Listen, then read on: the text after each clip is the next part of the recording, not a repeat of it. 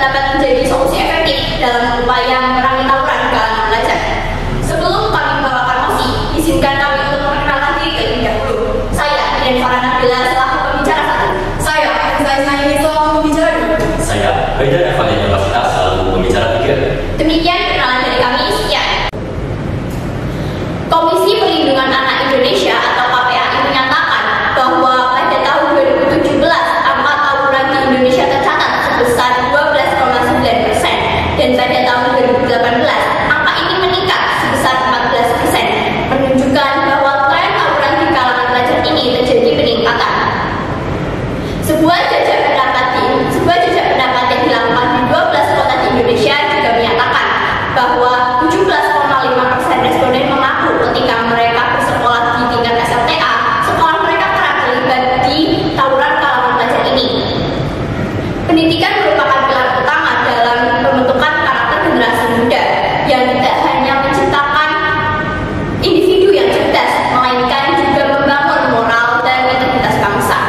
Namun, sekarang ini, pendidikan karakter telah menghadapi tantangan berupa salah satunya seperti tawuran di kalangan pelajar.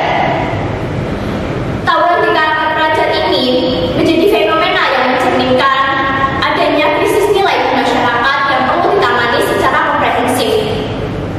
Dalam beberapa tahun terakhir, berita tentang tawuran di kalangan pelajar ini kerap menghiasi media, menjadi sorotan masyarakat, dan juga menimbulkan kekhawatiran tentang masa depan generasi muda. Untuk mengatasi tantangan ini, Kementerian Pendidikan Nasional pada tahun 2010 meluncurkan Rencana Aksi Nasional atau RAN Pendidikan Karakter. Program ini dirancang untuk menanamkan 18 nilai karakter pendidikan seperti religiulitas, nasionalisme, kejujuran, kerja keras, disiplin, dan juga kepedulian sosial. RAN Pendidikan Karakter dapat dilaksanakan dengan mengintegrasikan nilai-nilai tersebut ke dalam kurikulum, kegiatan ekstrakurikuler, dan juga budaya sekolah di beberapa daerah di Indonesia. Pelaksanaan program ini mendapat dukungan penuh dari pemerintah daerah, lembaga swadaya, dan juga komunitas pendidikan lainnya.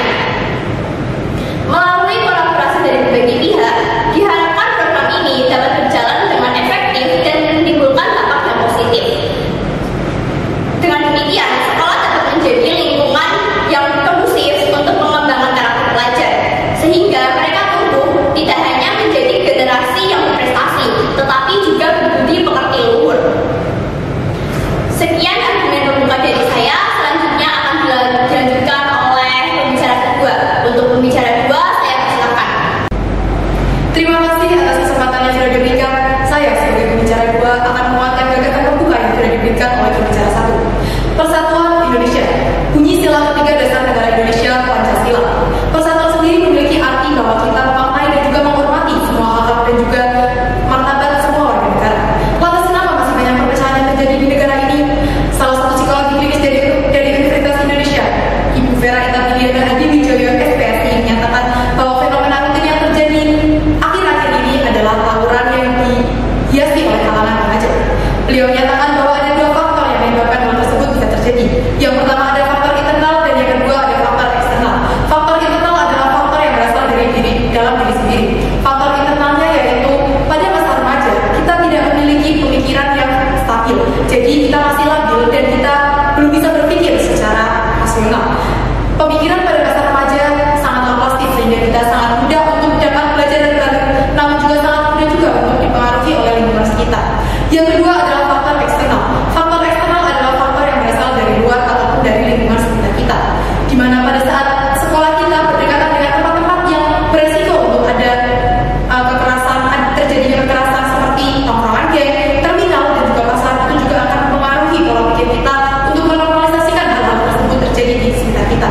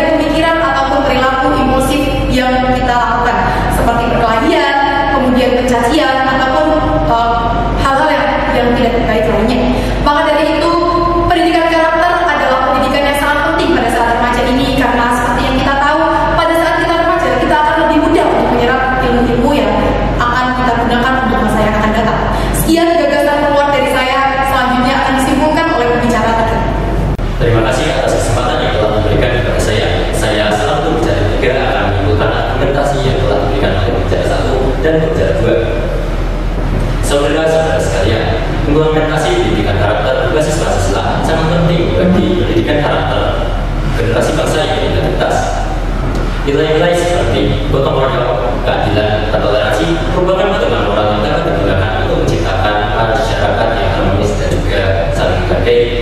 Jika nilai-nilai ini diintegrasikan dalam kurikulum, maka siswa tidak akan belajar secara teori saja, tapi juga akan belajar menggunakan praktek, yaitu diskusi. Melalui diskusi dan juga situasi konflik. Selain itu, guru juga memiliki peran yang sangat penting dalam pendidikan karakter. Guru adalah teladan yang nyata. Dengan menunjukkan sikap seperti tolong-menolong, menghargai, dan menghormati, maka siswa akan mencontoh dan menerapkannya dalam kehidupan sehari-hari.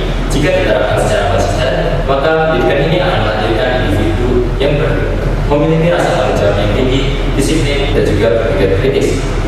Sekaligus menjadi pilar utama dalam mewujudkan Indonesia Emas tahun 2045. Cukup sekian yang dapat saya sampaikan. Kurang lebihnya